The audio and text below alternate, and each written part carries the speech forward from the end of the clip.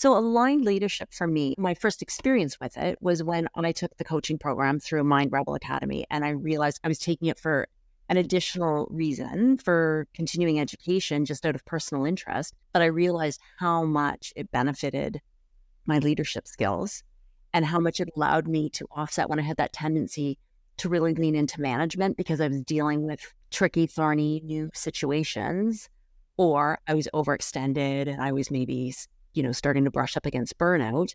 So I was leaning into management, and then dipping into the coaching program through Mind Rebel Academy allowed me to build so much self-awareness and allowed me to bring my coaching skills into the leadership role, and then allowed me to balance off being a self-aware coach leader against being a manager. And I really found that to be a great alignment of the many roles that I had to perform in, but also the role that I wanted to perform in for my team. How about for you, Kelly?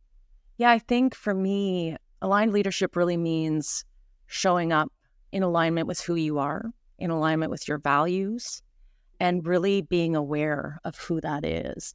And I think for me, until I became a coach, I didn't really ever spend the time doing that work. I think as a leader, it's so easy to lean in to your management skills. It's so easy to focus on what's right in front of you, but to really spend the time understanding what's important to you and why is not something we get a lot of time to reflect on day in and day out. And so for me, the time I spent in the MRA, really focusing in on who I was and why those things matter to me, what my values were as a person, but also as a leader, changed me in incredible ways as a person and really brought so much to my leadership style. What do you think some of the qualities are of an aligned leader? I think an aligned leader is balanced. I think an aligned leader has natural resiliency. And I know we talk about resiliency all the time, and we think that if we do more self-care, we will be resilient.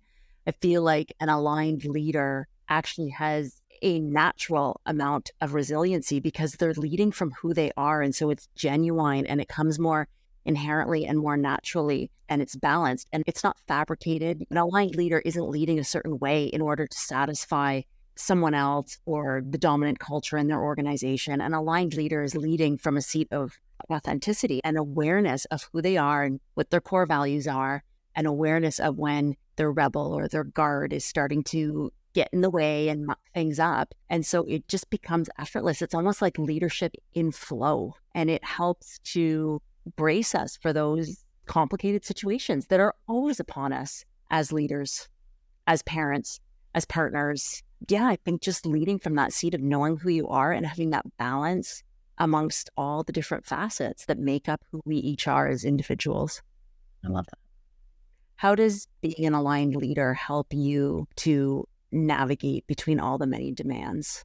Yeah, I think coming back to what you just said, like knowing who I am, knowing what my boundaries are is critical in pressure situations when there's a lot on my plate. Knowing what my values are, what I stand for, knowing what my boundaries are critical. And so knowing how I can stand in alignment, knowing when my rebel's showing up, knowing when I need to take a step back is really important in those high pressure situations. For me, having worked through the Mind Rebel program and then, on my own thereafter, and, all the many conversations and resources that you and I have shared together, I find that because I've done the work now, when I step into situations, there's two things that are not nearly as prominent for me anymore. One is imposter syndrome, and the other is defensiveness. And I'm happy to be rid of, or for the most part, rid of those two. Some of the qualities I think about when I think about an aligned leader are having boundaries of steel, understanding what is important to you, anchored into your values, and creating boundaries around that. I think about creating cultures of belonging, not just upholding values of diversity, inclusion, and equity and accessibility because you need to, but creating cultures where belonging is part of what you do every single day. I think about embedding development and growth into your own priorities as a leader, but also espousing that for the people you lead.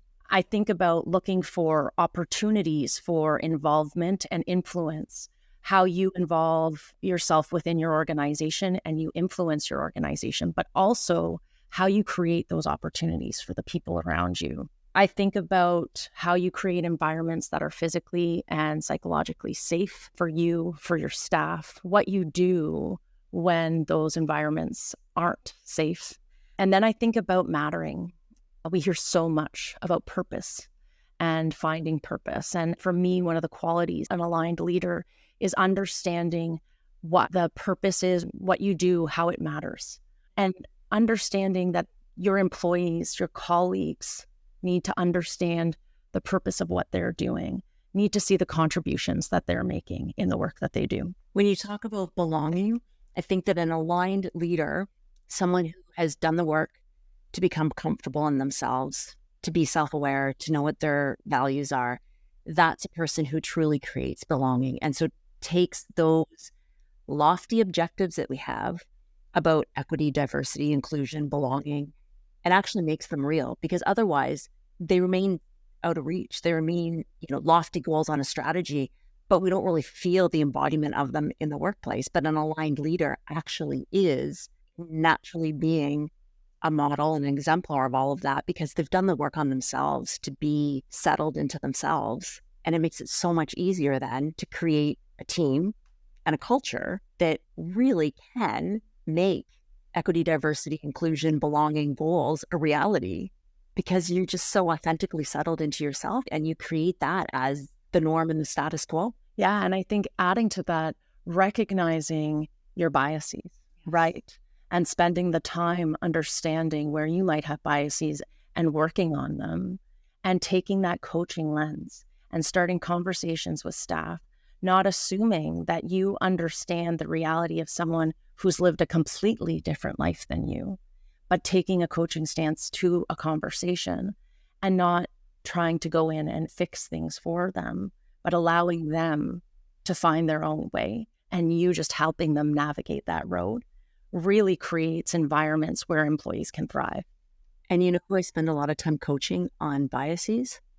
My own self.